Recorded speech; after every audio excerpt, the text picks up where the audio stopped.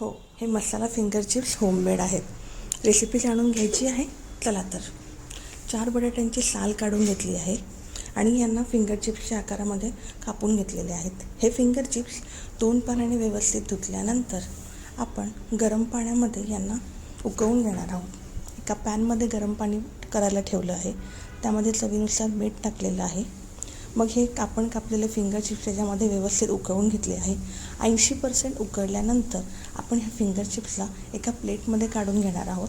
याच्यातली वाफ थोडी गेल्यानंतर आपल्याला हे फिंगर चिप्स वाळवून घ्यायचे आहेत. तुम्ही टिश्यूवर किंवा कापडावर या फिंगर चिप्सला वाळत घालू शकतात. फॅनखाली किंवा नॉर्मल टेम्परेचरला हे वाळल्यानंतर याच्यातलं पाणी पूर्णतः कमी झाल्यानंतर आपल्याला हे फिंगर चिप्स तळून घ्यायचे आहेत. 1.5 तासानंतर जेव्हा मी हे फिंगर चिप्स चेक केले त्याच्यामध्ये पाण्याचा अंश नव्हता. मी पुन्हा यांना व्यवस्थित पुसून घेतलेलं आहे आणि आपले फिंगर चिप्स आता तळण्यासाठी रेडी आहेत. एका पॅनमध्ये मी तेल गरम करायला ठेवलं आहे. तेल व्यवस्थित गरम झाल्यानंतर मी ह्या फिंगर चिप्सला तळून घेतलेलं आहे.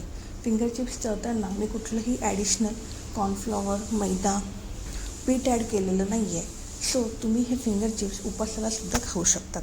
व्यवस्थित असा ब्राऊन कलर आल्यानंतर मी फिंगर चिप्सला प्लेटमध्ये काढून घेतलेला आहे आणि सर्व केलेलं आहे चिली फ्लेक्स आणि ऑरिगॅनोसोबत.